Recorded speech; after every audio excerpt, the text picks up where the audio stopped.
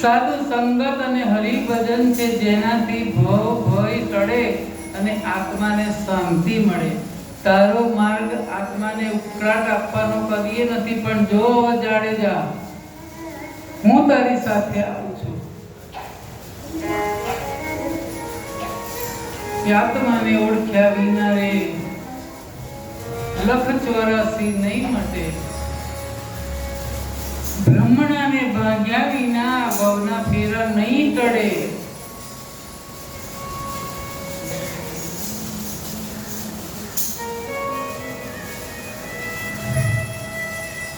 સાસતિયાની બાજુમાં તોરલ અને સામે જેસલ બેઠા છે. પરિવર્તન નિહાળી રહ્યા છે. તોરલ જાડેજા લાગે છે કે તમે આખું પાપ કર્યા છે. તોરલ જાડેજાને કહે છે, હા સતી, તમારી વાત સત્ય છે, પણ મેં આડેધડ નિર્દોષ માનવીની હત્યા કરી. નાના ભૂલકાઓના પેટમાં દાંત કાઢતા કાઢતા કટાર ભૂલાવી દીધી છે. બેન ભાણેજાને પણ છોડ્યા નથી.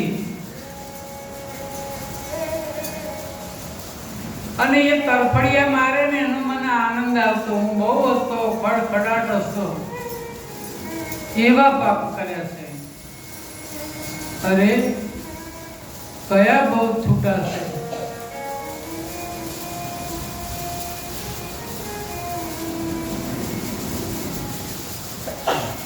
અને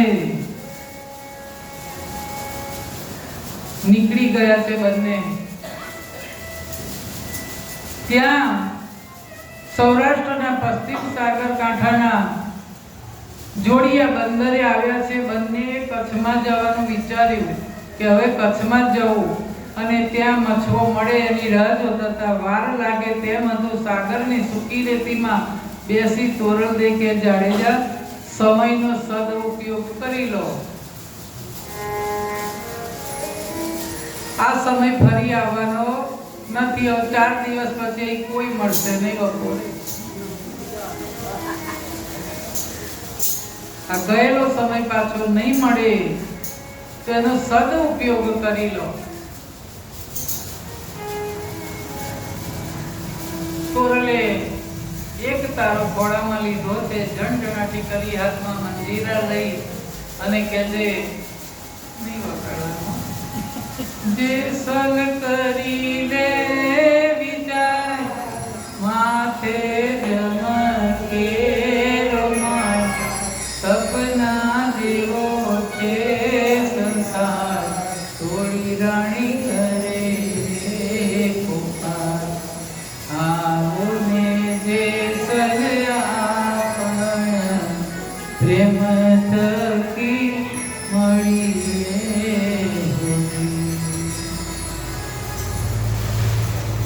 તોરલ ભજન ગાય એક એક શબ્દ જેસલ અંતરમાં ઉતારે છે કે અનુભવી આવ્યો છે અવતારે. માથે સદગુરુનો આધાર કે જાઓ ધણીને દરબાર બેડલી ઉતારે ભવપાર. ધણીના ત્યાં જવાનું છે. મોટો ધણી ઉપર બેઠો છે. ત્યાં જઈને તું શું જવાબ આપીશ જેસલ? પાપ કરવામાં પાછી પાણી નથી રાખી. અને જેમ માલિકના અણસારે જેમ પાળેલું પશુ પરવશ થઈ જાય, લૂંટારો જેસલ ભજનના એક એક શબ્દે મુક્ત થઈ ગયો. અને ભજનની લીટીએ લીટે જેસલનું મન હળવું ને હળવું થતું ગયું. કાવ્યના અમૃત જાણે એની રગ રગમાં પ્રસરી ગયા. નવ જીવન આપી રહે કોઈ ગુરુજી. કે આજે મને કંઈક નવું જીવન મળ્યું. આજે જ મારો જન્મ થયો. હું હજુ 22 વર્ષની જ છું. તમને માનો બોલો. મારો છોકરો 50 વર્ષનો બેબી છે. હું 22 વર્ષ. કેમ?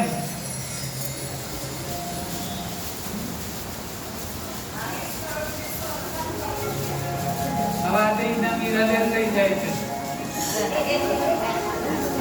અમારી હીરાબેને કહી દીધું કે આ સત્સંગમાં જોડાયા ત્યારથી જન્મ થયો, એટલે આજનું ઇનામ અમારા હીરાબેને જાય. કોઈ જ્ઞાન ના થાય બાજુ આપી દીધું. હો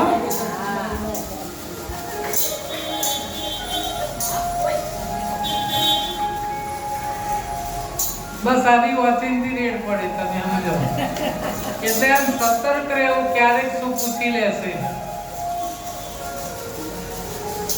જ્યારથી સત્સંગમાં જોડાયા ત્યારથી નવો જન્મ થયો કહેવાય. અત્યાર સુધીનું જીવ્યું બધું બરબાદ.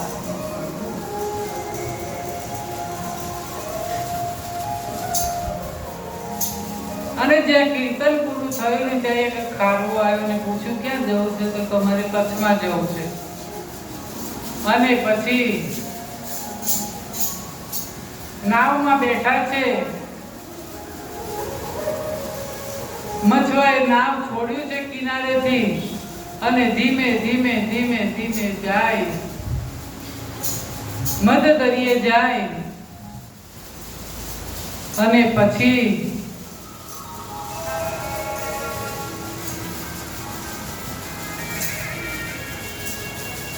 મોજા ઉછળ્યા, તોફાન જાગ્યું. બધા ખારવા બોલી ઉઠ્યા કે આ ઋતુમાં વળી કોઈ દિવસ તોફાન આવ્યું નથી ને આ તોફાન ક્યાંથી આવે? આ શું કહેવાય? મછવાની આજુબાજુ વર્ણનાય પણ ખેલ ખેલાય. એવા મછવાઓ નક્કી કર્યું કે આજે કોક પાપી બેઠું છે આમાં, નહીં તો આજે આવું થાય નહીં.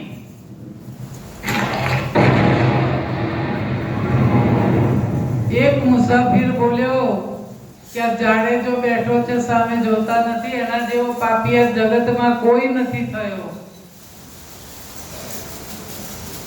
એટલે જ કોને નહીં તો અરે રે આ પાપીઓ આમાં ક્યાંથી બેઠો?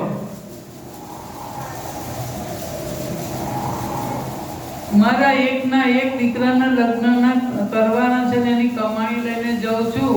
હવે આ કમાણી સાથે હું ડૂબી જઈશ. તોફાન કઈ સામે એવું લાગતું નથી. તોરણ બોલ્યા, સાંભળો જે સર, સાંભળ્યું સતી, સાંભળ્યું. હવે બચાવો સતી, મોત સામે ઊભું છે. બીજાને મૃત્યુની કેવી વેદના થતી હશે હવે ખબર પડી ને તમને? હાથ તોડા દે. હવે કદી પાપ નહીં કરું, મને બચાવો. મને મોતનો બહુ ડર લાગે છે. સાગર રાણો ગાજતો હતો, ડુંગર જેવડા મોજા ઉછળે. બચવું છે? સતી પૂછે છે જાડેજાને કે બચવું છે? હા સતી બચાવો. દેસલે બે હાથ જોડ્યા. કેવા પાપ કર્યા છે, કેટલા પાપ કર્યા છે, બધાનો એકરાર કરવા માંડો. તો હું બચી જઈશ? હા બચી જઈશ. જટ બોલવા માંડ જાડેજા, જટ બોલવા માંડ.